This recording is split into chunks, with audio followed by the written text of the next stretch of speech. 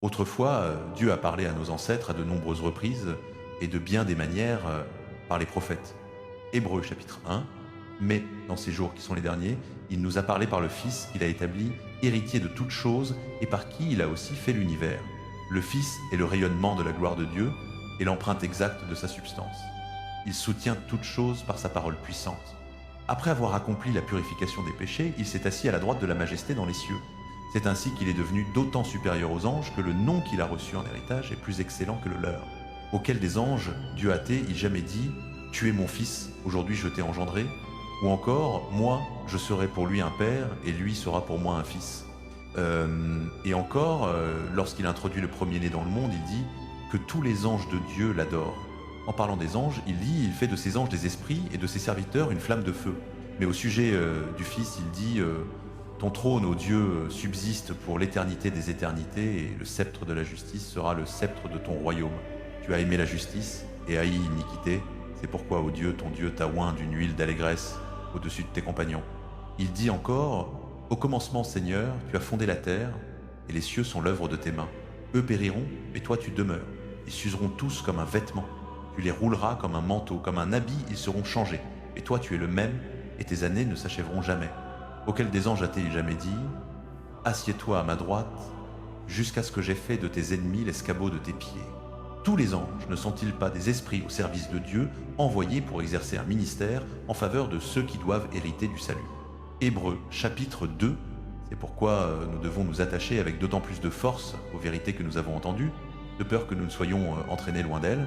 En effet, puisque la parole annoncée par des anges s'est trouvée ferme, et que toute transgression et toute désobéissance ont reçu une juste rétribution, comment échapperons-nous si nous négligeons un si grand salut?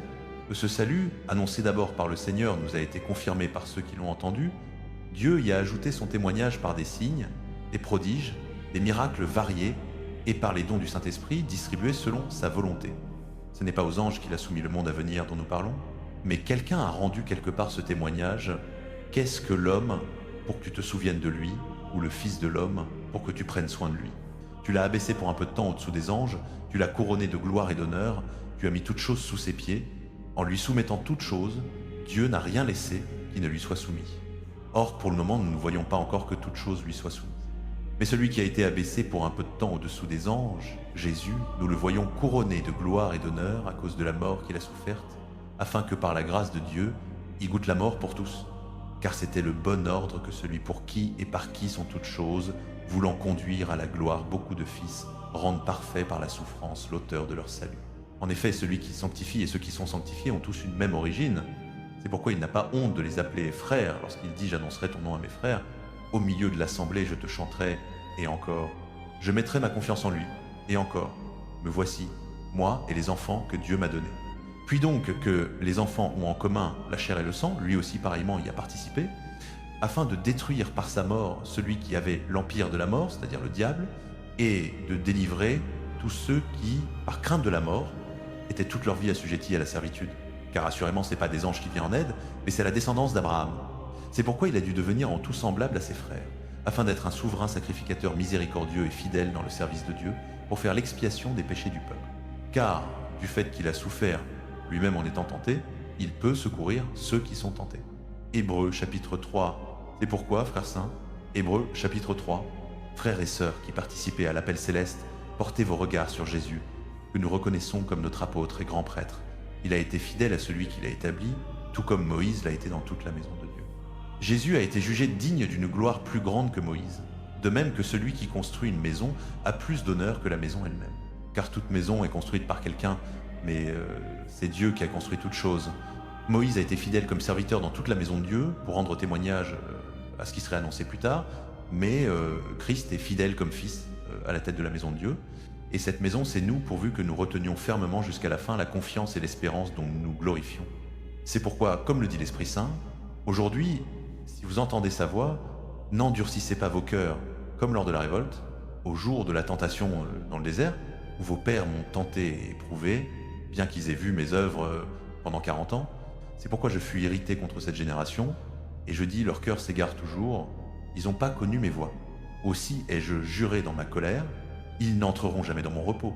Veillez donc, frères et sœurs, à ce qu'il n'y ait parmi vous aucun cœur mauvais et incrédule qui se détourne du Dieu vivant.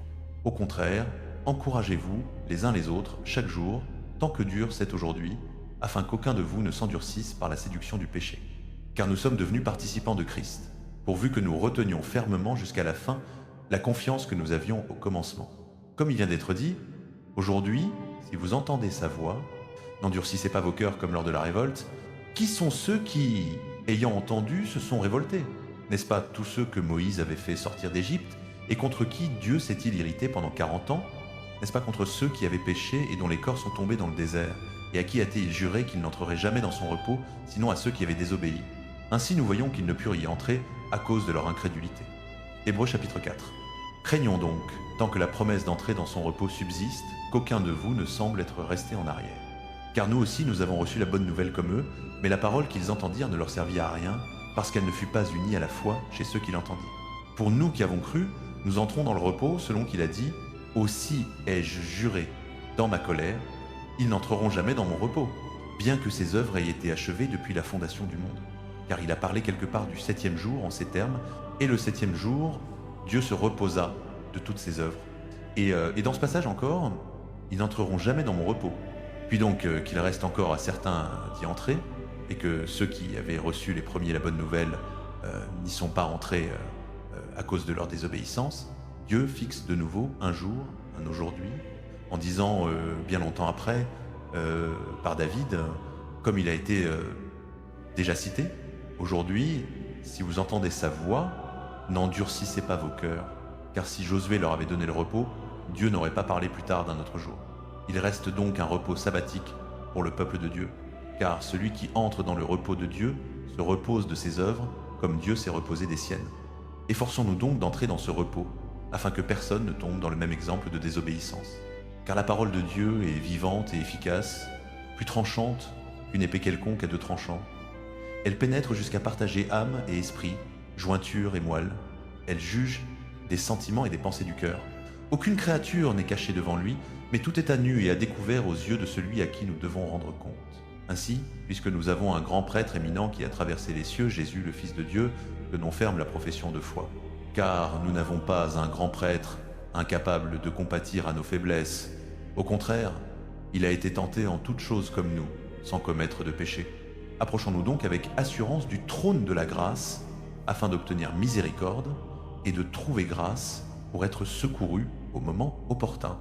Hébreux chapitre 5. Tout grand prêtre est pris parmi les hommes. Hébreux chapitre 5. Parmi le peuple, il est choisi et établi pour représenter le peuple dans les choses qui concernent Dieu, afin d'offrir des dons et des sacrifices pour les péchés. Il peut avoir de l'indulgence pour les ignorants et les égarés, puisqu'il est lui-même soumis à la faiblesse. C'est pourquoi il doit offrir des sacrifices pour ses propres péchés, comme pour ceux du peuple. Et personne ne s'attribue cet honneur de lui-même, mais on l'obtient quand on est appelé par Dieu, comme le fut Aaron. De la même manière, Christ ne s'est pas élevé lui-même à la gloire de devenir souverain sacrificateur, mais c'est celui qui lui a dit « Tu es mon fils, aujourd'hui je t'ai engendré ». Et qui dit ailleurs « Tu es sacrificateur pour toujours selon l'ordre de Melchizedek ». Durant les jours de sa vie sur la terre, Jésus a présenté avec de grands cris et avec larmes des prières et des supplications à celui qui pouvait le sauver de la mort, et il a été exaucé à cause de sa piété. Bien qu'il fût fils, il a appris l'obéissance par ce qu'il a souffert. Et devenu parfait, il est devenu pour tous ceux qui lui obéissent l'auteur d'un salut éternel, ayant été proclamé par Dieu souverain sacrificateur selon l'ordre de Melchizedek. Nous aurions beaucoup à dire là-dessus, mais il est difficile de vous l'expliquer parce que vous êtes devenus lents à comprendre. En effet, alors que vous devriez depuis longtemps être des enseignants, vous avez de nouveau besoin qu'on vous enseigne les premiers éléments des oracles de Dieu. Vous en êtes venus à avoir besoin de lait et non d'une nourriture solide. Or celui qui en est encore au lait ne connaît pas la parole de justice, car c'est un petit enfant. Mais la nourriture solide est pour les adultes, pour ceux qui par l'usage ont le sens exercé à discerner le bien et le mal. Hébreux chapitre 6. C'est pourquoi, laissant les enseignements élémentaires sur le Christ, élevons-nous vers ce qui est parfait, sans poser de nouveau le fondement du renoncement aux œuvres mortes, de la foi en Dieu, de l'enseignement sur les ablutions, de l'imposition des mains, de la résurrection des morts et du jugement éternel. C'est ce que nous ferons, si Dieu le permet. Car il est impossible que ceux qui ont été une fois éclairés, qui ont goûté le don céleste, qui sont devenus participants du Saint-Esprit, qui qui ont goûté la bonne parole de Dieu et les puissances du siècle à venir, et qui sont tombés, soient encore renouvelés et amenés à la repentance, puisqu'ils crucifient de nouveau pour leur part le Fils de Dieu et l'exposent à l'ignominie. Une terre qui boit la pluie qui tombe souvent sur elle et qui produit une récolte utile à ceux pour qui elle est cultivée reçoit la bénédiction de Dieu, mais celle qui produit des épines et des chardons est réprouvée et près d'être maudite, sa fin sera d'être brûlée. Quoique nous parlions ainsi, bien-aimés, nous sommes persuadés, en ce qui vous concerne, de meilleures choses, de celles qui accompagnent le salut. Car Dieu n'est pas injuste pour oublier votre œuvre et l'amour que vous avez montré pour son nom, ayant rendu et rendant encore des services aux saints. Nous désirons que chacun de vous montre jusqu'à la fin le même zèle, pour que votre espérance soit pleinement réalisée. Nous ne voulons pas que vous deveniez paresseux, mais que vous imitiez ceux qui, par la foi et la persévérance, héritent des promesses. Lorsque Dieu fit la promesse à Abraham, comme il n'avait personne de plus grand par qui jurer, il jura par lui-même en disant « Je te bénirai certainement et je multiplierai certainement ta descendance. » Et ainsi, après avoir attendu avec patience, Abraham obtint ce qui lui avait été promis. Les hommes jurent par ce qui est plus grand qu'eux, et le serment est pour eux la fin de toute contestation, en garantie. C'est pourquoi Dieu, voulant montrer davantage encore aux héritiers de la promesse l'immutabilité de sa décision, intervint par un serment, afin que, par deux choses immuables, dans lesquelles il est impossible que Dieu mente, nous ayons une puissante consolation, nous qui avons cherché refuge en saisissant l'espérance proposée. Cette espérance, nous la possédons comme une encre de l'âme, sûre et solide. Elle pénètre jusqu'à l'intérieur du voile, là où Jésus est entré pour nous comme précurseur, devenu souverain sacrificateur pour toujours selon l'ordre de Melchizedek. Hébreux chapitre 7. Ce Melchizedek était roi de Salem et prêtre du Dieu Très-Haut. Il vint au-devant d'Abraham qui revenait de la défaite des rois et le bénit, et Abraham lui donna la dîme de tout. D'abord son nom Melchizedek signifie roi de justice, ensuite roi de Salem signifie roi de paix. Sans père, sans mère, sans généalogie, sans commencement de jour ni fin de vie, rendu semblable au Fils de Dieu, il demeure prêtre pour toujours. Considérez quelle grandeur était la sienne. Même le patriarche Abraham lui donna la dîme du butin. Or, la loi ordonne aux descendants de Lévi qui exercent le sacerdoce de prélever la dîme sur le peuple, c'est-à-dire sur leurs frères, bien qu'ils soient eux aussi issus d'Abraham. Mais celui-ci, qui ne tirait pas son origine de leur lignée, a prélevé la dîme sur Abraham et a béni celui qui avait reçu les promesses. Or, sans aucun doute, c'est l'inférieur qui est béni par le supérieur. Dans un cas, la dîme est prélevée par des hommes mortels, dans l'autre cas, par celui dont il est attesté qu'il vit. On pourrait même dire que Lévi lui-même, qui perçoit la dîme, l'a payée par l'intermédiaire d'Abraham, car il était encore dans les reins de son ancêtre quand Melchizedek vint au-devant de lui. Si donc la perfection avait été possible par le sacerdoce lévitique, car c'est sur lui que repose la loi donnée au peuple, quel besoin y aurait-il encore qu'un autre prêtre se lève selon l'ordre de Melchizedek et non selon l'ordre d'Aaron, car le sacerdoce étant changé, il est nécessaire que la loi aussi soit changée. Celui dont ces choses sont dites appartenait à une autre tribu dont aucun membre n'a jamais servi à l'autel. Il est en effet évident que notre Seigneur est issu de Juda, tribu dont Moïse n'a rien dit concernant les prêtres. Ce que nous disons est encore bien plus évident si un autre prêtre se lève à la ressemblance de Melchizedek, qui est devenu prêtre non d'après une loi sur l'origine charnelle, mais d'après la puissance d'une vie indestructible, car il lui est attesté « Tu es prêtre pour toujours selon l'ordre de Melchizedek ». L'ancienne règle est ainsi abolie parce qu'elle était faible et inutile, car la loi n'a rien amené à la perfection, et une espérance meilleure est introduite, par laquelle nous nous approchons de Dieu. Et c'est pas sans serment, les autres sont devenus prêtres sans serment, mais lui, il est devenu avec serment par celui qui lui a dit « Le Seigneur l'a juré et ne s'en repentira pas, tu es prêtre pour toujours ». De ce fait, Jésus est devenu le garant d'une alliance bien meilleure. Il y a eu beaucoup de ces prêtres, parce que la mort les empêchait de demeurer en fonction, mais lui, parce qu'il demeure éternellement, possède un sacerdoce qui ne passe pas. C'est pourquoi il peut sauver parfaitement ceux qui s'approchent de Dieu par lui, puisqu'il vit toujours pour intercéder en leur faveur. Tel est précisément le grand prêtre qui nous convenait, saint, innocent, sans tache, séparé des pécheurs, élevé au-dessus des cieux. Il n'a pas besoin, comme les grands prêtres, d'offrir chaque jour des sacrifices, d'abord pour ses propres péchés, ensuite pour ceux du peuple, car il a fait cela une fois pour toutes, en s'offrant lui-même. La loi en effet établit comme grand prêtre des hommes soumis à la faiblesse, mais la parole du serment, postérieure à la loi, établit le Fils, qui est parfait pour l'éternité. Hébreux chapitre 8, voici donc le point capital de ce que nous disons. Nous avons un tel grand prêtre qui s'est assis à la droite du trône de la majesté dans les cieux et qui exerce son ministère dans le sanctuaire, le vrai tabernacle, dressé par le Seigneur et non par un homme. Tout grand prêtre est établi pour présenter des offrandes et des sacrifices. Il était donc nécessaire que celui-ci aussi ait quelque chose à offrir. S'il était sur la terre, il ne serait même pas prêtre puisqu'il y a déjà des prêtres qui présentent les offrandes selon la loi. Ceux-ci rendent un culte dans un sanctuaire qui n'est qu'une copie et une ombre des réalités célestes. C'est pourquoi Moïse, lorsqu'il allait construire le tabernacle, reçut cet avertissement. « Vois, dit-il, tu feras tout selon le modèle qui t'a été montré sur la montagne. » Mais en réalité, le ministère que Jésus a reçu est d'autant supérieur que l'alliance dont il est le médiateur est meilleure, puisqu'elle est établie sur de meilleures promesses.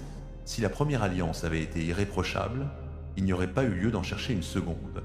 Or, en trouvant à redire à leur sujet, Dieu dit « Voici, des jours viennent, dit le Seigneur, où je conclurai avec la maison d'Israël et avec la maison de Juda une alliance nouvelle.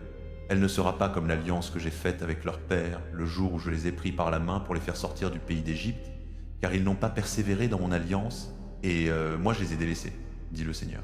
Mais voici l'alliance que je ferai avec la maison d'Israël après ces jours-là, dit le Seigneur. Je mettrai mes lois dans leur esprit, je les écrirai sur leur cœur, je serai leur Dieu, et ils seront mon peuple. Personne n'enseignera plus son concitoyen ni son frère en disant « Connais le Seigneur », car tous me connaîtront, depuis le plus petit jusqu'au plus grand d'entre eux. En effet, je pardonnerai leurs injustices et je ne me souviendrai plus de leurs péchés. En parlant d'une alliance nouvelle, il a déclaré la première vieillie, or ce qui devient vieux et ancien est près de disparaître. Hébreux, chapitre 9. Or la première alliance avait aussi des règles pour le culte. Hébreux, chapitre 9, il y avait aussi un sanctuaire terrestre. Un tabernacle fut dressé. Dans la première partie, appelée le lieu saint, se trouvait le chandelier et la table avec les pains de proposition. Derrière le second voile se trouvait la partie du tabernacle appelée le Saint des Saints. On y voyait l'autel d'or pour l'encens et l'arche de l'Alliance entièrement recouverte d'or. Dans cette arche était une urne d'or contenant la manne, le bâton d'Aaron qui avait fleuri et les tables de l'Alliance. Au-dessus de l'arche étaient les chérubins de la gloire qui couvraient de leur ombre le propitiatoire. Mais il n'est pas nécessaire de parler maintenant en détail de ces choses. Tout étant ainsi disposé, les sacrificateurs entrent continuellement dans la première partie du tabernacle pour accomplir le service.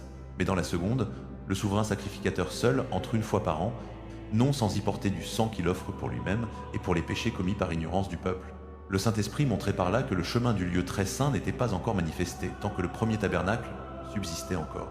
C'est une figure pour le temps présent, elle indique que les dons et les sacrifices offerts ne peuvent pas rendre parfait quant à la conscience celui qui rend le culte.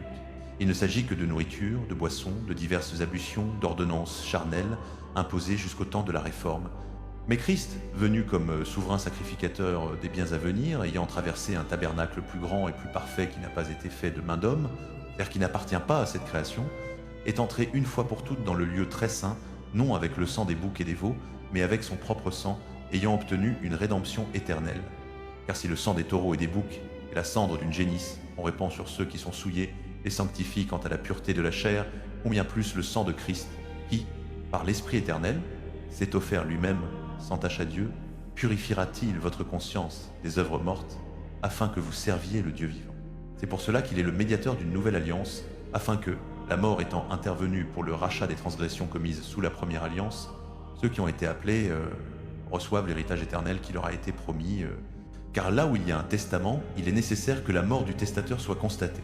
Un testament, en effet, n'est valable qu'en cas de mort. Il n'a jamais d'effet tant que vit le testateur.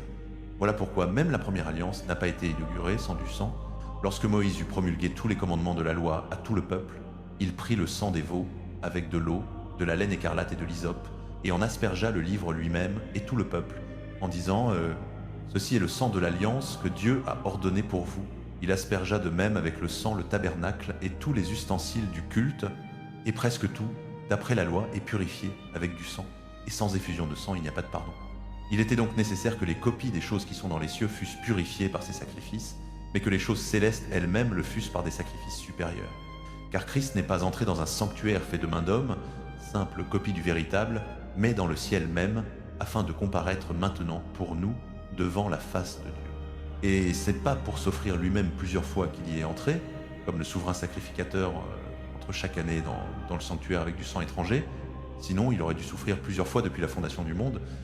Mais maintenant, à la fin des siècles, il a paru une seule fois pour abolir le péché, par son sacrifice, et comme il est réservé aux hommes de mourir une seule fois, après quoi vient le jugement, de même Christ, qui s'est offert une seule fois pour porter les péchés de beaucoup, apparaîtra une seconde fois, sans rapport avec le péché, à ceux qui l'attendent pour leur salut. Hébreux chapitre 10, la loi n'ayant que l'ombre des biens à venir et non la réalité même des choses, ne peut jamais, par les mêmes sacrifices qu'on offre perpétuellement chaque année, rendre parfaits ceux qui s'approchent de Dieu.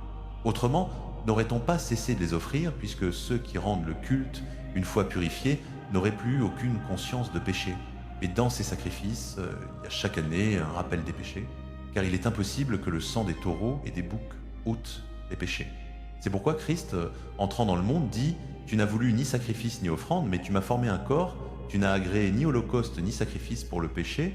Alors j'ai dit, voici, je viens, il est écrit de moi dans le rouleau du livre, pour faire, ô Dieu, ta volonté. » Après avoir dit « Tu n'as voulu et tu n'as agréé ni sacrifice, ni offrande, ni holocauste, ni sacrifice pour le péché qui sont offerts selon la loi », il ajoute « Voici, je viens pour faire ta volonté. » Il abolit ainsi le premier pour établir le second. Et c'est en vertu de cette volonté que nous sommes sanctifiés par l'offrande du corps de Jésus-Christ une fois pour toutes. Et tandis que tout sacrificateur se tient chaque jour en fonction et offre plusieurs fois les mêmes sacrifices qui ne peuvent jamais ôter les péchés, lui, après avoir offert un seul sacrifice pour les péchés, s'est assis pour toujours à la droite de Dieu, attendant désormais que ses ennemis soient placés comme marchepieds sous ses pieds, car par une seule offrande, il a rendu parfait pour toujours ceux qui sont sanctifiés. C'est ce que le Saint-Esprit nous atteste aussi, car après avoir dit « Voici l'alliance que je ferai avec eux après ces jours-là », dit le Seigneur, « Je mettrai mes lois dans leur cœur et je les écrirai dans leur esprit », il ajoute, « Et je ne me souviendrai plus de leurs péchés ni de leurs iniquités. Or, là où il y a pardon de ces choses, il n'y a plus d'offrande pour le péché. » Ainsi donc, frères, puisque nous avons par le sang de Jésus une libre entrée dans le sanctuaire par la voie nouvelle et vivante qu'il a inaugurée pour nous au travers du voile, c'est-à-dire de sa chair, et puisque nous avons un grand sacrificateur établi sur la maison de Dieu, approchons-nous avec un cœur sincère, dans la plénitude de la foi, les cœurs purifiés d'une mauvaise conscience et le corps lavé d'une eau pure. Retenons fermement la profession de notre espérance, car celui qui a fait la promesse est fidèle.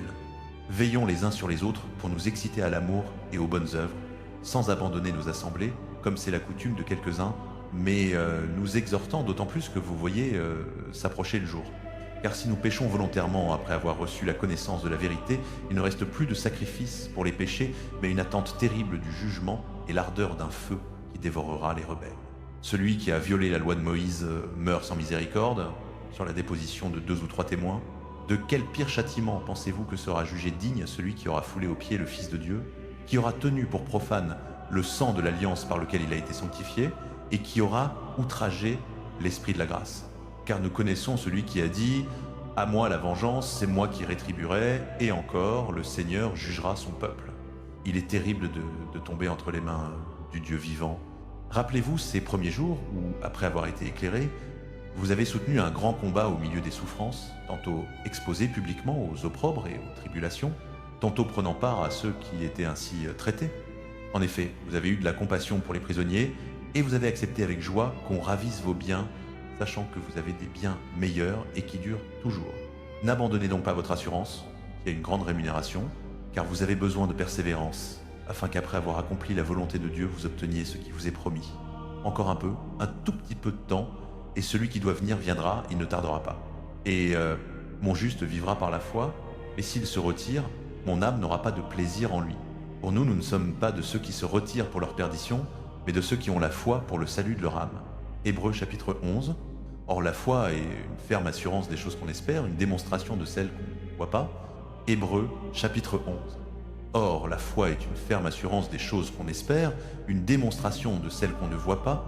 C'est pour l'avoir possédée que les anciens ont reçu un témoignage favorable. Par la foi, nous comprenons que l'univers a été formé par la parole de Dieu, de sorte que ce qui se voit n'a pas été fait de choses visibles. Par la foi, Abel offrit à Dieu un sacrifice plus excellent que celui de Caïn. Par elle, il fut déclaré juste, Dieu approuvant ses offrandes, et par elle, quoique mort, il parle encore. Par la foi, Enoch fut enlevé pour qu'il ne vit point la mort, et il ne fut plus trouvé, parce que Dieu l'avait enlevé, car avant son enlèvement, il avait reçu le témoignage qu'il plaisait à Dieu. Or, sans la foi, il est impossible de lui plaire, car il faut que celui qui s'approche de Dieu croie qu'il existe et qu'il récompense ceux qui le cherchent. Par la foi, Noé, divinement averti des choses qu'on ne voyait pas encore, saisit avec crainte et construisit une arche pour sauver sa famille. Par elle, il condamna le monde et devint héritier de la justice qui s'obtient par la foi. Par la foi, Abraham, lors de son appel, obéit et partit pour un lieu qu'il devait recevoir en héritage, et il partit sans savoir où il allait. Par la foi, il séjourna dans la terre promise, comme dans une terre étrangère, habitant sous des tentes avec Isaac et Jacob, héritier avec lui de la même promesse, car il attendait la cité qui a de solides fondements dont Dieu est l'architecte et le constructeur. Par la foi, Sarah elle-même, malgré son âge avancé, reçut la force de concevoir une postérité parce qu'elle crut à la fidélité de celui qui avait fait la promesse. C'est pourquoi d'un seul homme, et déjà atteint par la mort, naquirent des descendants nombreux comme les étoiles du ciel, comme le sable qui est sur le bord de la mer, innombrables. C'est dans la foi que tous sont morts, sans avoir obtenu les choses promises, mais ils les ont vus et salués de loin, et ils ont reconnu qu'ils étaient étrangers et voyageurs sur la terre. Ceux qui parlent ainsi montrent clairement qu'ils cherchent une patrie. S'ils avaient pensé à celle dont ils étaient sortis, ils auraient eu le temps d'y retourner, et maintenant ils en désirent une meilleure, c'est-à-dire une céleste. C'est pourquoi Dieu n'a pas honte d'être appelé leur Dieu, car il leur a préparé une cité. Par la foi, Abraham, mis à l'épreuve, offrit Isaac, et celui qui avait reçu les promesses offrait son fils unique, quoique Dieu lui eût dit « C'est en Isaac que sera appelée ta descendance ». Il pensait que Dieu est puissant même pour ressusciter les morts, aussi le recouvra-t-il comme en figure. Par la foi, Isaac bénit Jacob et Ésaü en vue des choses à venir. Par la foi, Jacob, en mourant, bénit chacun des fils de Joseph et se prosterna, appuyé sur l'extrémité de son bâton. Par la foi, Joseph, proche de sa fin, parla de la sortie des filles d'Israël et donna des ordres au sujet de ses os. Par la foi, les parents de Moïse, après sa naissance, le cachèrent pendant 3 mois parce qu'ils virent que c'était un bel enfant et ils ne craignirent pas l'édit du roi. Par la foi, Moïse, devenu grand, refusa d'être appelé fils de la fille de Pharaon, aimant mieux être maltraité avec le peuple de Dieu que d'avoir pour un temps les jouissances du péché. Il estimait l'opprobre du Christ un trésor plus grand que les richesses de l'Égypte, car il avait les yeux fixés sur la récompense. Par la foi, il quitta l'Égypte sans craindre la colère du roi, car il tint ferme, comme voyant celui qui est invisible. Par la foi, il célébra la Pâque et fit l'aspersion du sang, afin que l'exterminateur des premiers-nés ne touchât point à ceux des Israélites. Par la foi, ils traversèrent la mer Rouge comme une terre sèche, ce que les Égyptiens ayant tenté, ils furent engloutis. Par la foi, les murailles de Jéricho tombèrent, après qu'on en eut fait le tour pendant 7 jours. Par la foi, Rahab, la prostituée, ne périt pas avec les rebelles parce qu'elle avait reçu les espions en paix. Et que dirais-je encore? Le temps me manquerait pour parler de Gédéon, de Barak, de Samson, de Jephthé, de David, de Samuel et des prophètes, qui par la foi ont conquis des royaumes, exercé la justice, obtenu l'effet des promesses, fermé la gueule des lions, éteint la puissance du feu, échappé aux tranchants de l'épée, repris des forces dans la faiblesse, été vaillants à la guerre, mis en fuite des armées étrangères. Des femmes ont recouvré leur mort par la résurrection, d'autres ont été torturées, n'ayant pas accepté de délivrance afin d'obtenir une meilleure résurrection, d'autres ont subi les moqueries et les coups de fouet, même les chaînes et la prison. Ils ont été lapidés, sciés, mis à mort par l'épée. Ils sont allés ça, et là, vêtus de peaux de brebis et de peaux de chèvre, dénués de tout, persécutés, maltraités. Le monde n'était pas digne d'eux, errant dans les déserts et les montagnes, dans les cavernes et les antres de la terre. Tous ceux-là, à cause de leur foi, ont reçu un témoignage favorable. Et pourtant, ils n'ont pas obtenu l'objet de la promesse, Dieu ayant en vue quelque chose de meilleur pour nous, afin qu'ils ne parviennent pas à la perfection sans nous. Hébreux chapitre 12. Ainsi donc, puisque nous sommes entourés d'une si grande nuée de témoins, rejetons tout fardeau et le péché qui nous enveloppe si facilement, et courons avec persévérance l'épreuve qui nous est proposée, les yeux fixés sur Jésus, qui est l'auteur et le consommateur de la foi. Au lieu de la joie qui lui était proposée, il a souffert la croix, méprisé la honte, et s'est assis à la droite du trône de Dieu. Considérez donc celui qui a supporté contre lui une telle opposition de la part des pécheurs, afin que vous ne vous lassiez pas, l'âme découragée. Vous n'avez pas encore résisté jusqu'au sang dans votre lutte contre le péché, et vous auriez oublié l'exhortation qui vous est adressée comme à des fils. Mon fils, ne méprise pas la discipline du Seigneur, et ne perds pas courage lorsqu'il te reprend. Car le Seigneur discipline celui qu'il aime, et il châtie tout fils qu'il agrée. Supportez les souffrances comme une discipline, Dieu vous traite en fils. Quel est le fils que son père ne discipline pas? Si vous êtes exempte de la discipline dont tous ont eu part, vous êtes donc des enfants illégitimes et non des fils. D'ailleurs, nous avons eu des pères selon la chair qui nous corrigeaient, et nous les respections. Ne nous soumettrons-nous pas bien davantage au Père des esprits pour avoir la vie? Nos pères nous disciplinaient pour peu de temps comme ils le trouvaient bon, mais Dieu le fait pour notre bien afin que nous participions à sa sainteté. Certes, sur le moment, aucune discipline ne semble être un sujet de joie, mais de tristesse. Cependant, plus tard, elle produit pour ceux qui ont été ainsi exercés un fruit de paix et de justice. C'est pourquoi redressez vos mains lassées et vos genoux affaiblis, tracez pour vos pieds des sentiers droits, afin que ce qui est boiteux ne se déboîte pas, mais plutôt se raffermisse. Recherchez la paix avec tous et la sanctification sans laquelle personne ne verra le Seigneur. Veillez à ce que personne ne se prive de la grâce de Dieu, qu'aucune racine d'amertume, poussant des rejetons, ne cause du trouble et ne contamine beaucoup d'entre vous, qu'il n'y ait ni débauché, ni profane comme Ésaü, qui pour un seul mets vendit son droit d'aînesse. Vous savez qu'ensuite, voulant obtenir la bénédiction, il fut rejeté, quoiqu'il la demandât avec larmes, car il ne trouva pas lieu au repentir. Vous ne vous êtes pas approché d'une montagne qu'on pouvait toucher, en feu, ni de la noirceur, des ténèbres, de la tempête, ni du retentissement de la trompette, ni de cette voix dont les auditeurs supplièrent qu'on ne leur parlât plus, car ils ne pouvaient supporter cet ordre. Que même une bête touche la montagne, elle sera lapidée. Le spectacle était si terrifiant que Moïse dit « Je suis épouvanté et tout tremblant ». Mais vous, vous êtes approchés de la montagne de Sion, de la cité du Dieu vivant, la Jérusalem céleste, des myriades d'anges, de l'assemblée des premiers-nés inscrits dans les cieux, de Dieu le juge de tous, des esprits des justes parvenus à la perfection, de Jésus, le médiateur de la nouvelle alliance, et du sang de l'aspersion qui parle mieux que celui d'Abel. Gardez-vous de refuser d'écouter celui qui parle. Car si ceux-là n'ont pas échappé, qui ont refusé celui qui avertissait sur la terre, combien moins nous, si nous nous détournons de celui qui parle du ciel. Sa voix ébranla alors la terre, mais maintenant il a promis. Encore une fois, j'ébranlerai non seulement la terre, mais aussi le ciel. Ces mots, encore une fois, indiquent le changement des choses ébranlées en tant que créées, afin que subsistent celles qui ne sont pas ébranlées. C'est pourquoi, recevant un royaume inébranlable, soyons reconnaissants et adorons Dieu d'une manière qui lui soit agréable, avec piété et avec crainte, car notre Dieu est aussi un feu dévorant. Hébreux chapitre 13, continuez à vous aimer les uns les autres comme des frères et sœurs. N'oubliez pas l'hospitalité, car en l'exerçant, certains, sans le savoir, ont accueilli des anges. Souvenez-vous des prisonniers comme si vous étiez emprisonnés avec eux, et de ceux qu'on maltraite comme si vous étiez vous-même dans leur corps. Que le mariage soit honoré de tous, et le lit conjugal exempt de souillure, car Dieu jugera les débauchés et les adultères. Que votre conduite soit exempte d'avarice. Contentez-vous de ce que vous avez, car Dieu lui-même a dit « Je ne te délaisserai jamais, je ne t'abandonnerai jamais ». De sorte que nous pouvons dire avec assurance « Le Seigneur est mon secours, je n'aurai peur de rien, que me fera l'homme ?» Souvenez-vous de vos conducteurs qui vous ont annoncé la parole de Dieu. Considérez qu'elle a été la fin de leur vie et imitez leur foi. Jésus-Christ le même hier, aujourd'hui et pour l'éternité. Ne vous laissez pas entraîner par des doctrines diverses et étrangères, car il est bon que le cœur soit affermi par la grâce et non par des aliments rituels qui n'ont jamais profité à ceux qui s'y sont attachés. Nous avons un autel dont ceux qui servent dans le tabernacle n'ont pas le droit de manger.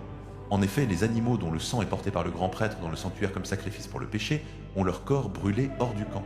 C'est pourquoi Jésus aussi, afin de sanctifier le peuple par son propre sang, a souffert hors de la porte de la ville. Sortons donc vers lui, hors du camp, en portant son opprobre, car nous n'avons pas ici-bas de cité permanente, mais nous recherchons celle qui est à venir. Par lui, offrons sans cesse à Dieu un sacrifice de louange, c'est-à-dire le fruit de lèvres qui confesse son nom, et n'oubliez pas la bienfaisance et la libéralité, car c'est à de tels sacrifices que Dieu prend plaisir. Obéissez à vos conducteurs et soumettez-vous à eux, car ils veillent sur vos âmes comme devant en rendre compte. Faites-le de manière que leur tâche soit une joie et non un gémissement, ce qui ne vous serait d'aucun avantage. Priez pour nous, car nous sommes persuadés d'avoir une bonne conscience, désirant de nous conduire honnêtement en toutes choses. Je vous y exhorte d'autant plus instamment, afin que je vous sois plus tôt rendu. Que le Dieu de paix, qui a ramené d'entre les morts le grand pasteur des brebis, notre Seigneur Jésus, par le sang d'une alliance éternelle, vous rende capable de toute bonne œuvre pour accomplir sa volonté, faisant en vous ce qui est agréable devant lui par Jésus-Christ, auquel soit la gloire au siècle des siècles. Amen. Frères, je vous prie d'accueillir favorablement cette parole d'exhortation, car je vous ai écrit en peu de mots. Sachez que notre frère Timothée a été relâché. S'il vient bientôt, j'irai vous voir avec lui. Saluez tous vos conducteurs et tous les saints. Ceux d'Italie vous saluent. Que la grâce soit avec vous tous.